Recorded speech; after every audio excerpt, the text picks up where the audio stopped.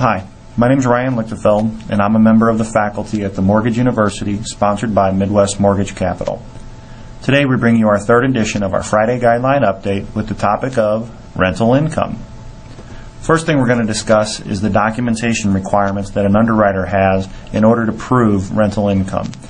First thing, sign personal tax returns including the Schedule E. The Schedule E is the tax document where rental income is determined. And the second one is much easier and much more self-explanatory, rental or a lease agreement. There's exceptions to those documentation requirements.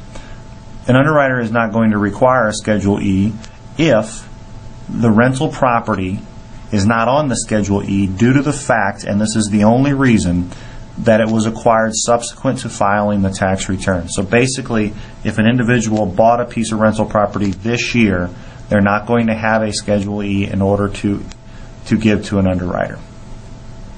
Income calculations when using the Schedule E. First thing is they're going to look at line 41. This is where it shows the either income or loss that a borrower showed from this rental property. Then an underwriter is going to add back a couple of things. First of all, the homeowner's insurance, the mortgage interest, and the property taxes. The reason they're going to do this is because those are actually going to be debits on the other side of the equation. If we did not add it back into this calculation, then an underwriter would be charging a borrower twice for these expenses. The last thing an underwriter is going to add back is the depreciation. Individuals who own rental property often take depreciation in order to avoid paying more in taxes. That's going to be added back in by an underwriter when figuring rental income. Also, an underwriter is going to do an income calculation when the Schedule E is not available, and here's how that's done.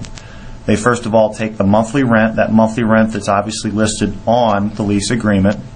They multiply that number by 75%, and that's how they get the rental income. The reason they use 75% is because they assume that the other 25% is going to go towards expenses.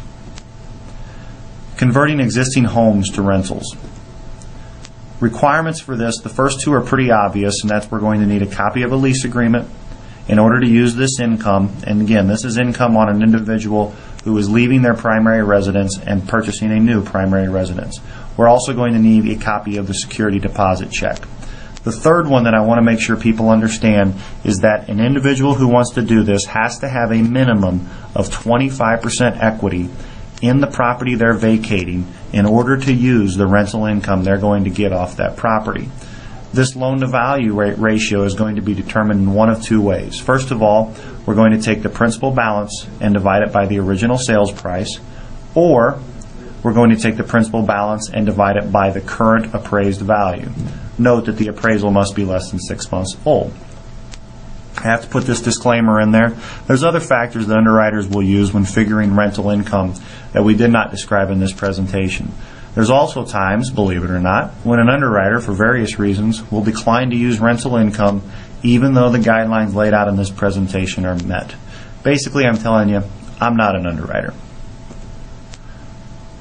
Last thing I want to leave you with is don't get discouraged. There's many potential borrowers that don't need the rental income, especially the ones described earlier who are vacating their current property and buying a new primary residence. They don't necessarily need that income in order to qualify for a new mortgage. Basically, we just have to qualify them on both mortgage payments, the new one and the old one.